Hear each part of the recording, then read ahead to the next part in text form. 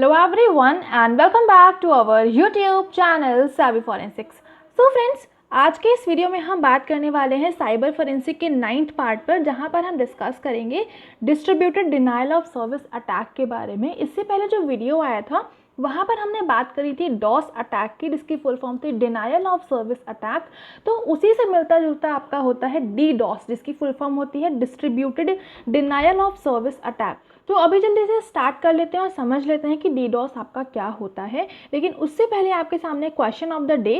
तो आज का जो क्वेश्चन है वो मैच द फॉलोइंग है, जहाँ पर आपके सामने एक है कॉलम 1 और एक है कॉलम 2। तो यहाँ पर आपको कॉलम 1 में ऑप्शन है ज़ॉम्बी, पैकेट्स एंड बॉटनेट। तो इन तीनों को आपको कॉलम 2 से मैच कराना है। तो जो भी जिसका करेक्ट मैच होगा उस अकॉर्डिंग यहाँ पर आपको ऑप्शंस में आंसर देना। अभी आपका जो लास्ट इससे पहले जब डॉस अटैक हमने बात करी थी तो वहाँ पर आपके सामने एक मैंने क्वेश्चन पूछा था, which among the following statement is not is I think related to DoS attack. तो ये आपका क्वेश्चन था। तो उसका जो करेक्ट आंसर था वो ये था कि आपका जो उसका ऑप्शन नंबर 2 था कि अगर आपको डॉस अटैक करना है तो उसके लिए इंटरनेट कनेक्टिविटी ज़रूरी होती है। तो जो भी डॉस अटैक किए जाते हैं या जो भी डीडॉस अटैक होते हैं या हम ये कहें जितने भी तरह के आपके साइबर अटैक होते हैं, वहाँ पर यूजुअली इंटरनेट कनेक्टिविटी होना बहुत ज़रूरी होता है। तो इसी वजह से उस क्वेश्चन का करेक्ट आंसर हो जाएगा ऑप्शन नंबर 2। ठीक है, अभी यहाँ पर इस क्वेश्चन का जो आंसर है वो आप लोग मुझे कमेंट सेक्शन में दीजिएगा। जो भी राइट आंसर होगा वो आपको मैं कमेंट सेक्शन में पिन कर दूँगी। बाकी नेक्स्ट वीडियो में इसका करेक्ट आंसर आपको मिल भी जाएगा। अभी स्टार्ट कर लेते हैं। यहाँ पर सबसे पहले अगर हम बात करें डीडॉस की, तो ये एक तरह का मैलिशियस अटेम्प्ट होता है to disrupt the normal traffic of a targeted server, service or network by overwhelming the target or its surrounding infrastructure with a flood of internet traffic। तो जो इंटरनेट ट्रैफिक रहता है उसकी बहुत ज़्यादा फ्लडिंग कर देना आपका कोई भी नेटवर्क सर्वर पे, जिससे कि वो जो भी नेटवर्क सर्वर है उसकी जो भी सर्विसेज हैं वो पूरी तरह से फुल हो जाएं और उसका जो सर्वर है आपका हैंग करे और वो जो रहता है आपका जो भी लेजिटिमेट सर्विसेज रहती हैं, जो भी लेजिटिमेट रिक्वेस्ट रहती हैं उसको एक्सेप्ट करने से मना कर देता है। तो सेम यही चीज़ हमने डॉस अटैक में भी पढ़ी थी। अब डिफरेंस क्या है? डिफरेंस में बेसिकली ये है कि जब डॉस अटैक हम करते हैं तो वहाँ पर यूजुअली जो अटैकर होता है वो सिंगल कंप्यूटर का यूज़ करते हुए, सिंगल आपके डिवाइस का यूज़ करते हुए कोई भी अटैक को कॉज करता है।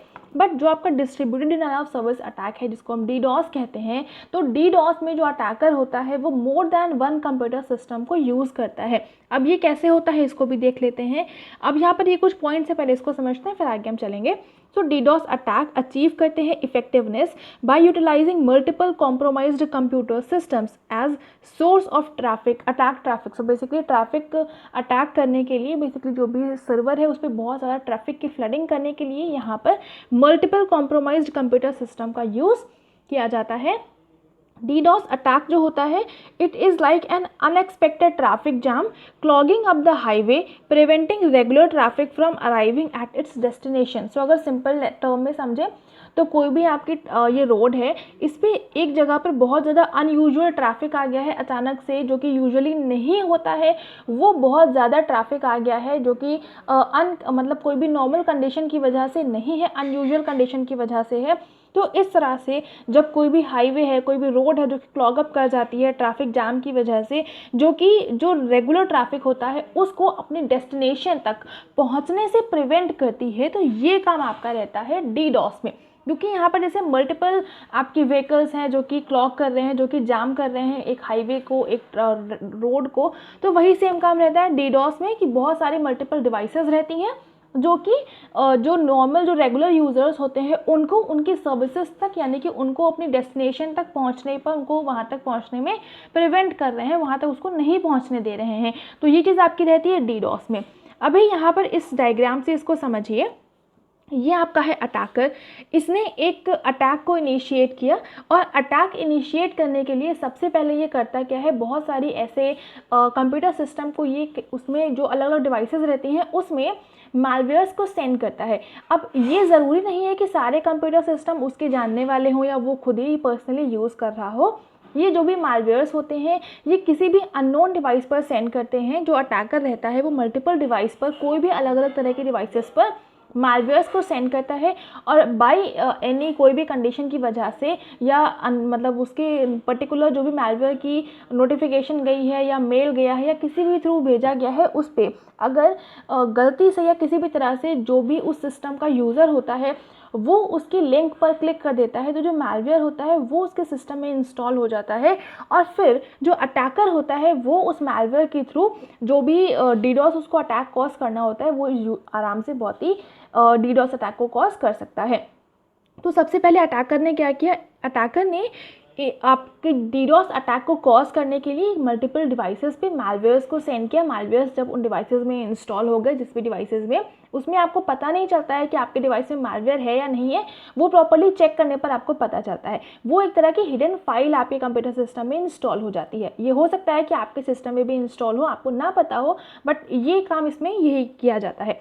तो अटैकर ने सबसे पहले क्या किया, अटैक को इनिशिएट करने के लिए बहुत सारे कंप्यूटर सिस्टम में अलग अलग डिवाइसेस में मालवेयर सेंड किया। मालवेयर जब उसमें इंस्टॉल हो गया तो उसी का यूज़ करते हुए उसने एक कंट्रोल सर्वर यूज़ करा। कंट्रोल सर्वर यूज़ करते हुए जो अलग अलग कंप्यूटर पर उसमें उसने मालवेयर्स को इंस्टॉल करवाया था उसका यूज़ करते हुए उसको अपने थ्रू कंट्रोल करते हुए जो भी विक्टिम है, जो भी जिस भी चीज़ पर उसको अटैक कॉज करना है, उस विक्टिम के डिवाइस पर, विक्टिम के सर्विसेज पर, उसकी बेसिकली सर्वर पर बहुत सारी रिक्वेस्ट भेजता है in the form of packet. So basically मैंने आपको बताया था लास्ट वीडियो में कि जो भी इंफॉर्मेशन डेटा जो भी रहता है जो कि नेटवर्क पर ट्रांसफ़र होता है, इंटरनेट के यूज़ होते हुए ट्रांसफ़र होता है, वो सारा का सारा बहुत छोटे छोटे पैकेट्स के फॉर्मेट में ट्रांसफ़र होता है। तो जो भी रिक्वेस्ट होती है वो पैकेट्स के फॉर्मेट में जाती है। तो यहाँ से इसने कंट्रोल सर्वर का यूज़ करते हुए अलग अलग कंप्यूटर डिवाइसेस से इसने क्या किया, एक तरह का बहुत सारे रिक्वेस्ट सेंड करी, बहुत सारे रिक्वेस्ट पैकेट्स के फॉर्मेट में सेंड करी। और ये जो रिक्वेस्ट थी ऑथेंटिकेटेड रिक्वेस्ट थी। और अचानक से जब बहुत सारी रिक्वेस्ट किसी भी विक्टिम के सर्वर पर आती हैं तो सर्वर की एक लिमिटेड कैपेसिटी होती है कि वो इससे ज़्यादा जो रिक्वेस्ट आएगी उसको हैंडल नहीं कर पाता है। तो इसी चीज़ का फ़ायदा उठाते हैं अटैकर, बहुत सारी रिक्वेस्ट एक टाइम पर भेज देते हैं, जिसकी वजह से जो भी सर्वर रहता है, दो तरह से अटैक होते हैं। जो भी सर्वर होता है या तो उसकी जो मेमोरी टाइम है, जो उसको हार्ड डिस्क स्पेस है, वो पूरा का पूरा कंज्यूम कर लिया जाएगा, या फिर जो उसका सर्वर है उसकी लिमिट को एक्सीड कर देंगे बाई सेंडिंग ओवरवेलमिंग ईमेल्स। बहुत सारे रिक्वेस्ट, बहुत सारी ईमेल्स वगैरह सेंड करी जाती हैं, जिसको हम फ्लडिंग बोलते हैं।